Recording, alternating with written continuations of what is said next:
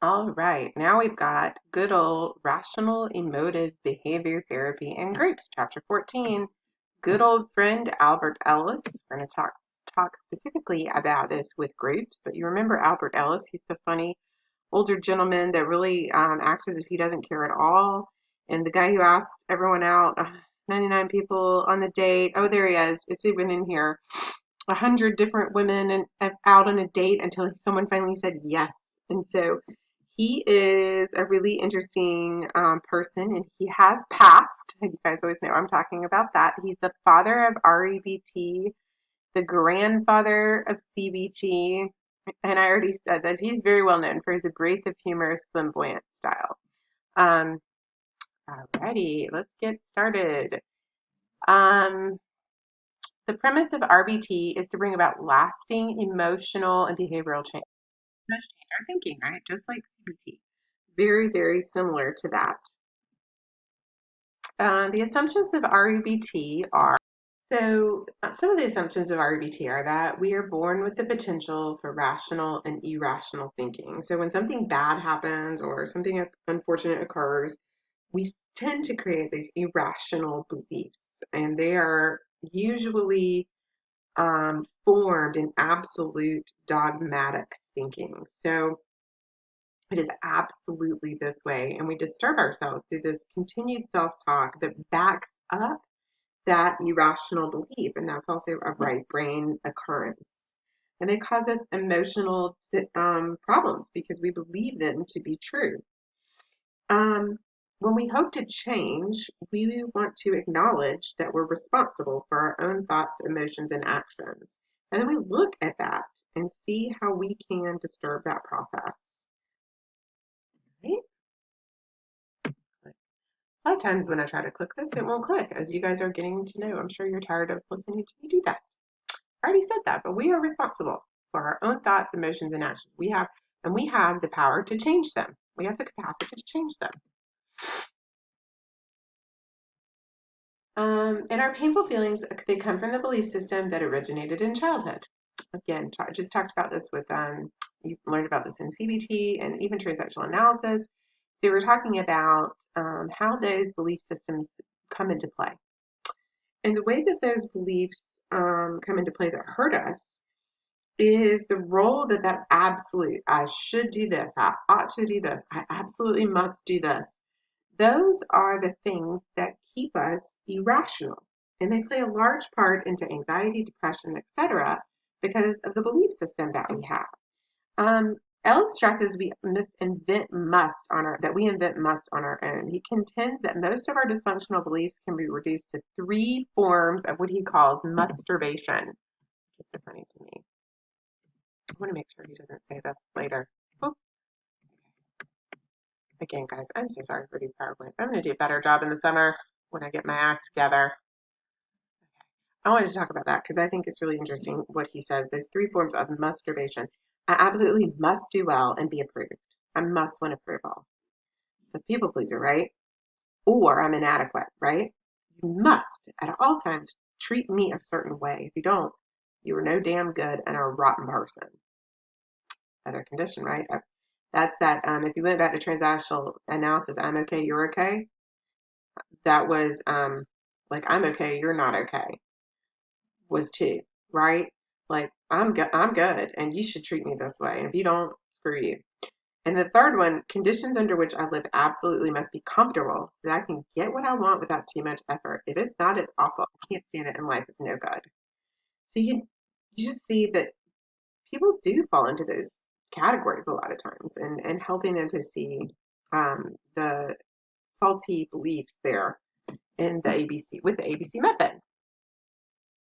Oh, it is here, right here. Look at that.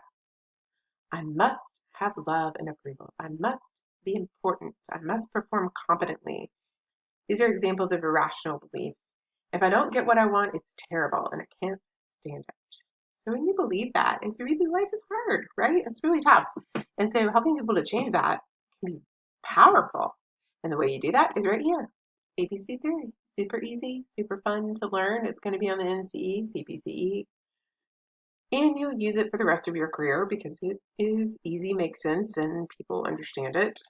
So the ABC theory of personality. You have your activating event, of course, what occurred that causes the emotion.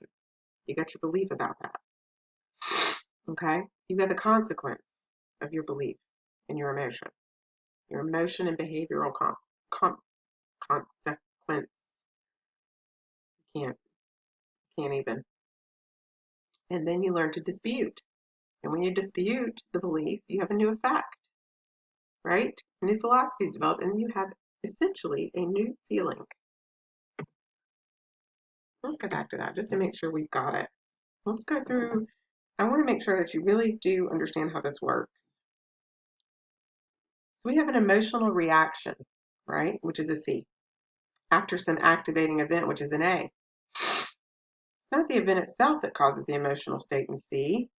It's the belief in B that mainly creates C. For example, if you feel depressed over not getting a promotion at work, it's not the fact that you weren't promoted, it's your belief about the event. By believing that you absolutely should have been promoted and not receiving it means you're a failure, you construct the emotional consequence of depression. Thus, we are largely responsible for creating our own emotional disturbances. We can choose to examine, challenge, modify, and uproot B by learning to dispute it. We're ready to dispute it. D represents the application of scientific principles to challenge self-defeating philosophies. Cognitive restructuring, teaching you how to change that belief, how to actively, forcefully dispute it. The process in REBT of disputing it involves 3 other Ds. Detecting it first, seeing it's illogical and unrealistic, because that takes some work. Debating within yourself. I used to always, the way I would describe this with substance abuse is, act like you're a lawyer for your own head. You're a lawyer arguing this. Where's the proof? Where's the evidence? Discriminating between irrational and rational. Is that rational? Even more so, left and right brain. Left brain rational, right brain emotional. After D comes E, which is the effect of your disputing, the relinquishing of these self-destructive ideas, having new beliefs, starting to love yourself, accept yourself, having boundaries, and you have a new philosophy then, a new lease on life, if you will. E translates into, I'd like to have gotten the job, but there's no reason I have to get what I want. Maybe it's not the time for me. A lot of things right now in our world is, and not that I've had bad days with this pandemic, but I've used this a lot on myself. Like, okay, well, what's the good? What's the good thing? If I get down in the dumps, what are the good things? One of the good things is I get to come out of my office and go play with my children for an hour. I get to, we're doing all sorts of things as a family we've never done before. I'm, you know, learning new things. There's, I try to think of some different way of thinking about what's happening in our current environment, which then gives me a new feeling, which is that, the new feeling. Okay, that was enough about that, right? So if you're leading a group for REBT, of course, you first have to teach the theory to them, but they won't have a clue what you're talking about. If you start talking about activating events and consequences and disputing beliefs, they're going to look at you as if you've lost your mind. So you'll have to be a teacher and assume a role as a teacher. So it'll be a big teaching component. And the cognitive restructuring, the disputing is the central technique, right? The D, and helping them to achieve that. And they learn from one another in the group to dispute. Oh, look at that. Here's the way you dispute, detect, debate, discriminate. Your goal here is to help the clients achieve that unconditional self-acceptance and unconditional acceptance of others. This in transactional analysis that I taught to you is, I'm okay, you're okay. I'm going to go easy on me, and I'm going to know that I'm not perfect, and that I'm going to make mistakes, and da da da da da, and that what you do doesn't have anything to do with what I do, right? So this is a goal in most of therapy, right? Achieving this self-awareness, self-acceptance, and acceptance of others. It's a collaborative process to see how they're interrelated with one another, that we're responsible for ourselves, right? My response is my responsibility. Let's see, more goals. helping group members understand how to have healthy emotions and how to respond in a healthy way. And how do you help them to learn that they're responsible for their own emotions? So largely the way that you do that, I mean, these have been entrenched maybe for years, right? And their beliefs. So it's going to have REBT group interventions for this modality, such as questioning, confronting, negotiating homework, helping members experiment with new ways of thinking, feeling, and doing. You are active in teaching the theoretical model, proposing methods of coping, and testing hypotheses. Highly active, give your own views without hesitation, answer direct questions about my personal life or your personal lives as a leader, energetic, directive, and a good deal of speaking. So, and RABT is largely incorporated into a lot of substance abuse groups as well. Okay, okay.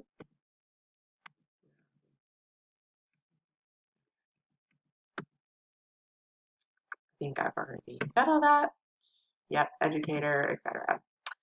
Okay, here are the methods. I've already said this. You have to teach them the ABCs because you have obviously there's a huge teaching component. So you teach the theory and how where they originally acquired their absolute should, oughts, and must.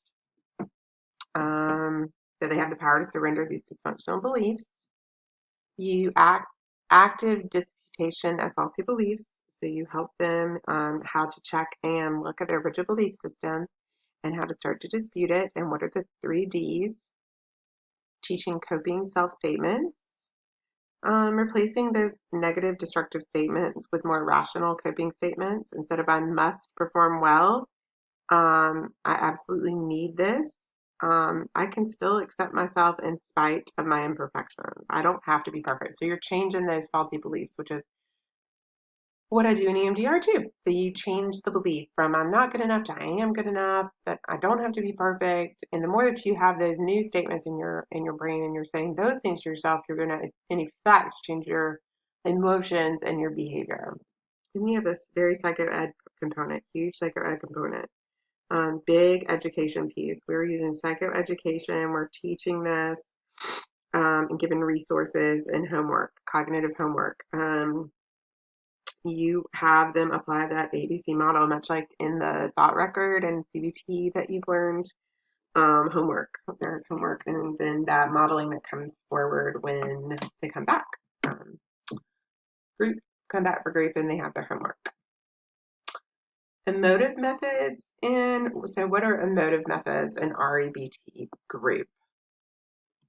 So emotive techniques are just like they sound. They focus more on the emotion part of the REBT model instead of the cognition. So the emotive techniques are unconditional acceptance, rational emotive imagery, use of humor, and the shame attacking exercise. They're vivid and they create emotion to help dispute the belief.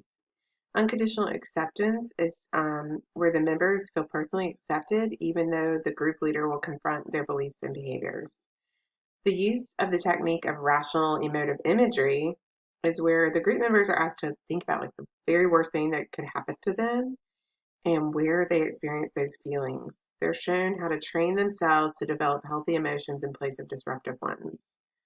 They work to exchange their irrational beliefs for rational ones. Let's see. The use of humor has both cognitive and emotional benefits. Um, when people are disturbed, we lose our sense of humor and we take ourselves too seriously. Um, RBT uses a good deal of humor. It teaches group members to laugh, not at themselves, but at their self-defeating beliefs. We use humor to show group members how ridiculous some of their ideas are. Humor is a big part of therapy, very, very important for therapy. And that good old shame attacking exercise, if you remember that, um, the rationale under this is that emotional disturbance related to the self is often characterized by shame, guilt, and anxiety. So the members in the group are encouraged to participate in risk-taking activities as a way to challenge their fears of looking foolish. Don't do anything illegal and immoral, of course, but help them to go out and overcome it. So this is like him asking 100 women out, right? Like being wearing something really funny in public or whatever. Again. And then the behavioral, the B. Um, some behavioral methods include that behavioral role playing, role rehearsal, homework assignments, reinforcement. You guys know that. In schools, it works well, obviously. The advantages of REBT help people examine their self-defeating cultural messages, new ways of thinking and behaving. There's a lot of limitations because as a leader, you can be really directive and confrontational. You have to understand and respect cultural differences and be really careful you don't impose your own beliefs. Very effective, is evidence-based, very important for psychoed groups.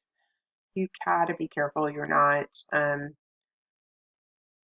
inappropriate in your leadership style. Also, you have to let the clients be themselves. You have to help them get to the point that they understand it's faulty and not make a decision based on your own beliefs. I did it. I'm done. 16 minutes. Y'all are gonna be so proud of me if y'all even watch it, which you probably won't, but maybe you will. Watching it's got to be better than making it.